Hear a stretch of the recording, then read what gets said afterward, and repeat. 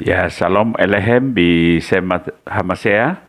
Topik materi kita pada saat ini yaitu kekhususan Sabat atau hari ketujuh yang bisa kita lihat di dalam Kejadian 2 ayat 1 sampai 3, di mana bahwa Allah memberkati hari ketujuh itu dan menguduskannya. Ini perlu dijelaskan. Namun sebelumnya saya sudah pernah menjelaskan masalah Kuriake Hemera atau hari Tuhan, atau hari pertama, atau hari Minggu yang kita sebagai umat Kristen untuk menaikkan pujian dan syukur karena kebangkitan Tuhan kita Yesus Kristus. Sekarang perlu dijelaskan ini bahwa hari Sabat itu tetap adalah hari ketujuh. Jadi tidak ada pemindahan hari. Di dalam awal laporan kedua ini, Kejadian pasal 2, diberikan kesimpulan dari apa yang telah dirincikan pada pasal pertama, di mana dalam Kejadian 2 ayat 1, demikianlah diselesaikan langit dan bumi dan segala isinya. Kita membaca di sini urutan menaik penciptaan dan pola sastra 61 yang menentukan penyajian narasi penciptaan yang dilakukan oleh satu subjek, yaitu Allah Sang Halik, atau dalam bahasa Ibrani Adonai Bore. Dan itu kita bisa lihat di dalam Yesaya 40 ayat 28. Bisa dibandingkan dengan Kejadian 1 ayat 1. Allah yang disembah, bangsa Israel yang dipimpin Musa. Membaca kitab Kejadian, kita perlu menempatkan diri sebagai audiens.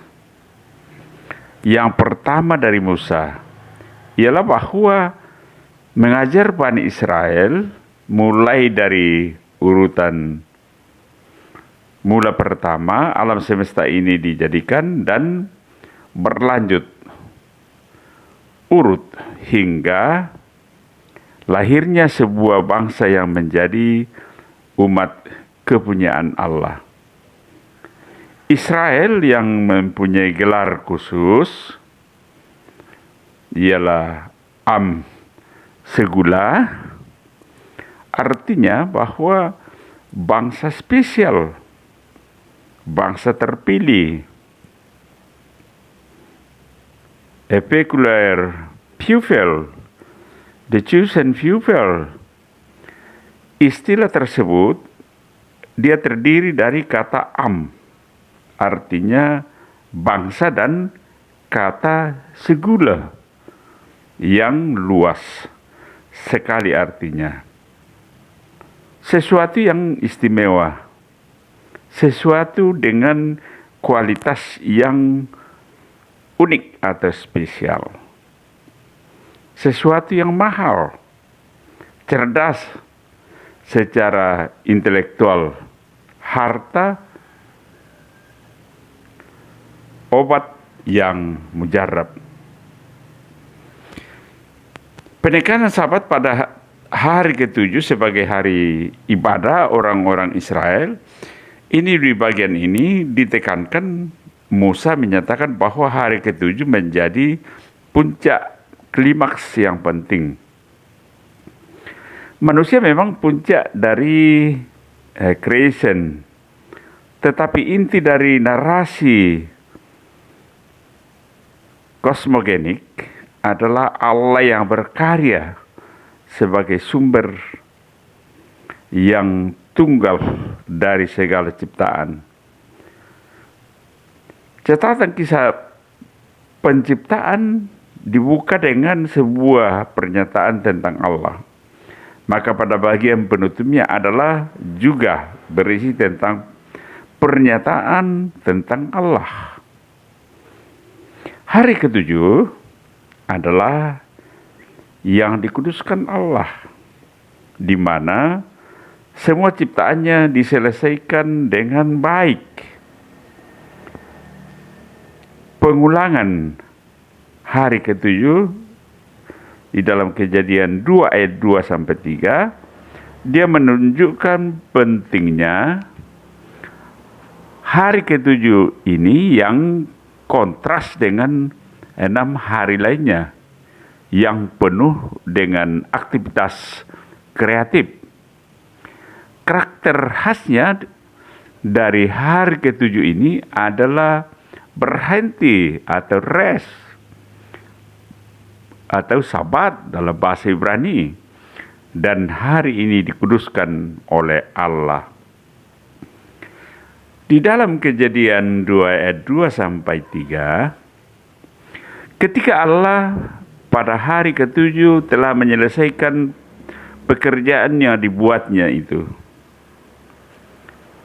berhentilah ia atau sabat pada hari ketujuh dari segala pekerjaan yang telah dibuatnya itu. Bentuk penulisan pais bot berasal dari prefiks fa dan verba sabat, artinya berhenti, melepaskan. Di dalam binyan call, kalimat aktif yang tidak membolehkan vokal A pada suku kata pertama atau untuk jenis strong verb. Pada Kejadian 2 ayat 3, lalu Allah memberkati hari ketujuh itu dan menguduskannya, karena pada hari itulah ia berhenti atau sabat dari segala pekerjaan penciptaan yang telah dibuatnya.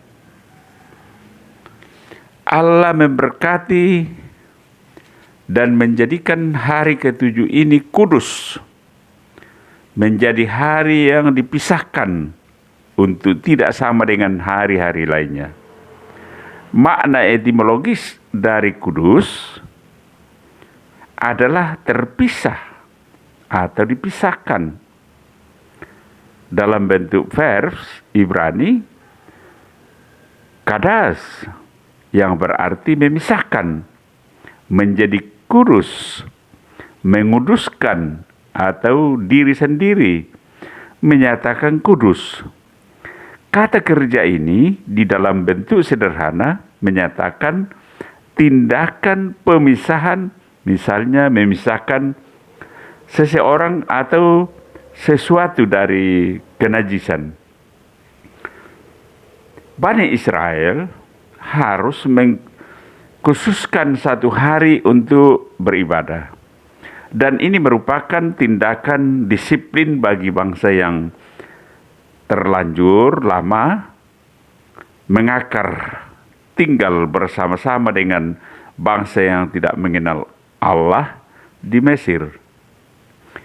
Mereka sama dengan bangsa yang tidak mengenal Allah di Mesir. Mereka menjadi golongan budak yang tidak mengenal waktu untuk beristirahat.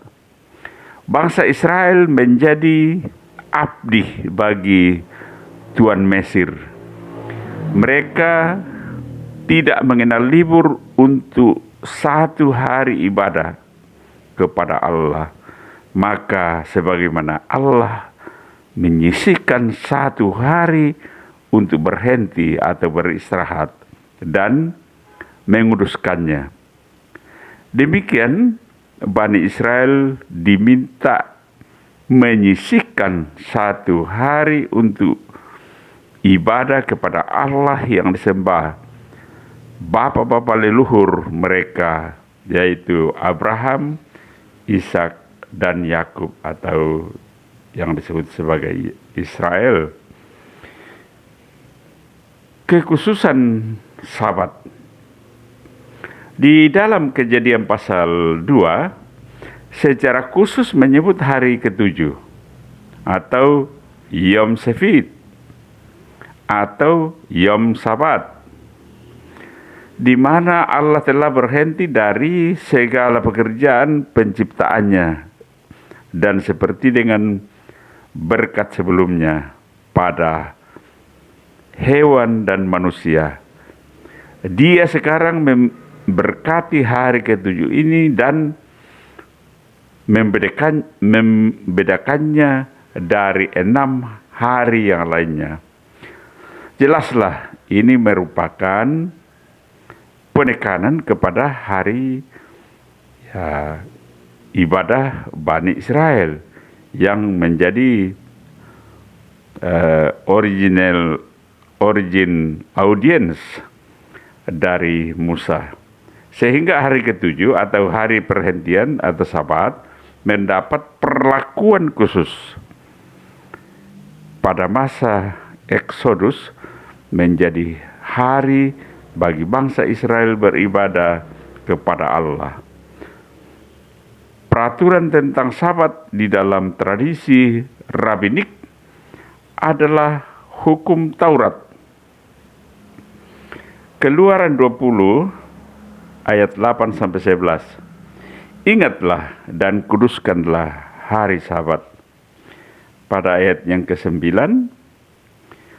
hari lamanya engkau akan bekerja dan melakukan segala pekerjaanmu.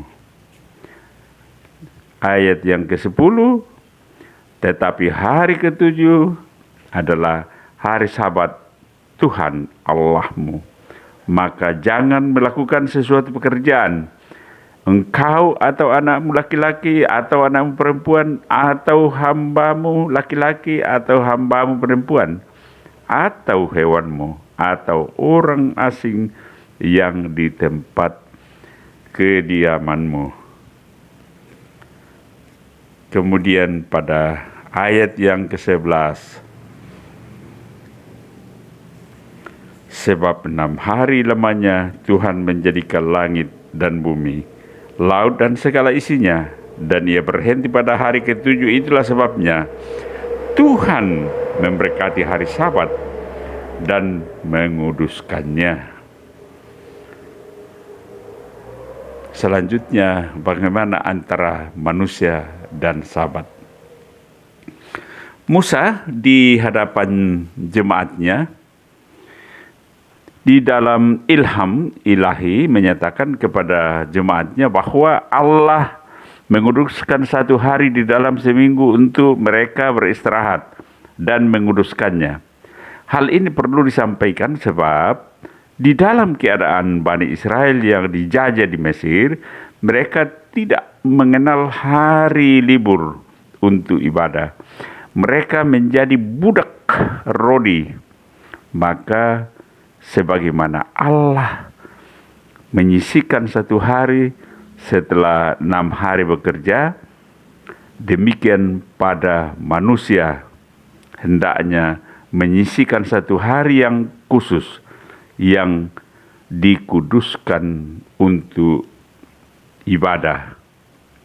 Di dalam implikasi pada kehidupan orang percaya selanjutnya, Tuhan Yesus mengajar bahwa manusia diciptakan terlebih dahulu, baru menyusul Sabat yang dijadikan untuk kebaikannya.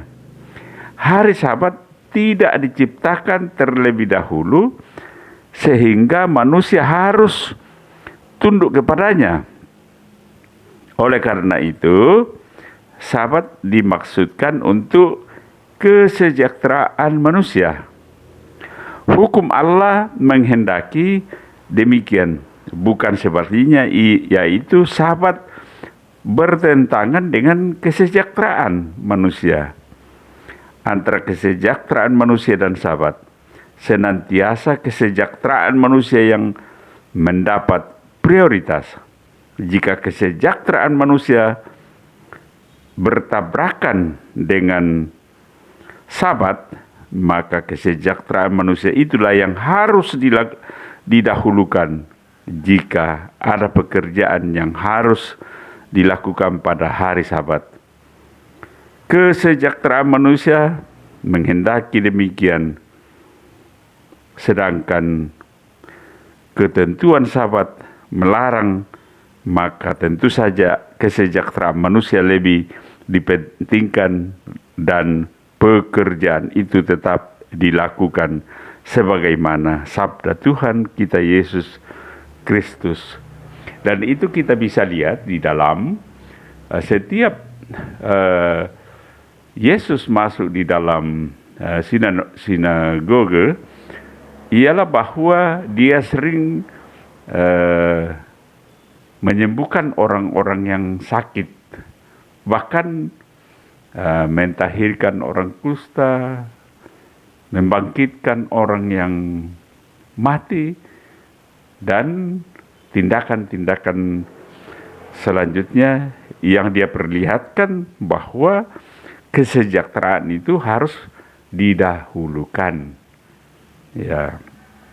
Markus 2 ayat 27. Lalu kata Yesus kepada mereka, hari Sabat diadakan untuk manusia, dan bukan manusia untuk hari Sabat. Ya, jadi jelas di sini bahwa hari Sabat itu diadakan untuk manusia dan bukan manusia untuk hari Sabat.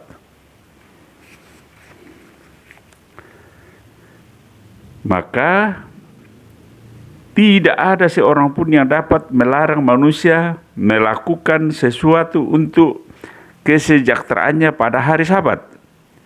Dan kita bandingkan dengan yang ditulis oleh Rabi Saul, yaitu pada Kolose 2 ayat 16. Karena itu, janganlah kamu biarkan orang menghukum kamu mengenai makanan dan minuman, atau mengenai hari raya, bulan baru, ataupun hari Sabat. Kata menghukum di sini menggunakan kata Yunani, yaitu krino, dan bahasa Ibrani din. Menghakimi, menghukum, yaitu menyatakan suatu pendapat tentang benar atau salah. Hal ini berarti bahwa karena kita sudah dilepaskan oleh Kristus dari kejahatan yang mengelilingi kita, karena kita sudah dibebaskan dari melakukan hukum Taurat yang jika diperinci jumlahnya adalah 613 mitzvot atau perintah-perintah. Maka tidak seorang pun dapat duduk di atas kursi pengadilan dan menghukum kita, baik karena kita tidak menaati aturan tentang makan, minum, hari raya, bulan baru, maupun hari Sabat. Kita tidak bertanggung jawab kepada manusia di dalam hal ini, tetapi kepada Tuhan kita Yesus Kristus, dan tidak seorang pun yang memiliki hak untuk meletakkan beban-beban itu ke atas pundak kita, karena Yesus Kristus telah melepaskan beban itu. Sabda Tuhan Yesus, bukan manusia untuk hari Sabat, adalah tandingan dari ungkapan Sabat untuk manusia. Manusia lebih dulu eksis ketimbang Sabat, dan mereka mengutamakan kesejahteraan lebih daripada Sabat. Tuhan Yesus memberikan kuk atau hukum darinya yang melegakan dan tentu untuk kesejahteraan manusia. Di dalam Matius 11 ayat 28 sampai 30, marilah kepadaku semua yang letih lesu dan berbeban berat, aku akan memberi kelegahan kepadamu. Kemudian pasal 11 ayat 29, pikulah kuk yang kupasang dan belajarlah pada kuk, karena aku lemah lembut dan rendah hati, dan jiwamu akan mendapat ketenangan. Dan pada ayat yang ke-30, sebab kuk yang kupasang itu enak dan bebanku pun ringan. Barangkali itu secara singkat kita sampaikan dan kita sudah boleh mengerti untuk tidak lagi mengacaukan hari Sabat dengan hari Tuhan atau Kuriake Hemera, karena banyak pandangan bahwa kenapa orang Kristen memindahkan hari Sabat ke hari Minggu. Tidak ada pemindahan. Hari Sabat tetap hari Sabat, hari yang dikuduskan, hari yang dikhususkan oleh Allah. Tetapi kita bersyukur pada hari Minggu karena disitulah kebangkitan Yesus Kristus, Tuhan dan Juru Selamat kita. Mudah-mudahan dengan penjelasan ini kita semakin dikuatkan dalam iman percaya kita. Dan akhirnya saya menyampaikan Salam Elohim, Bisem Hamasya. Terima kasih.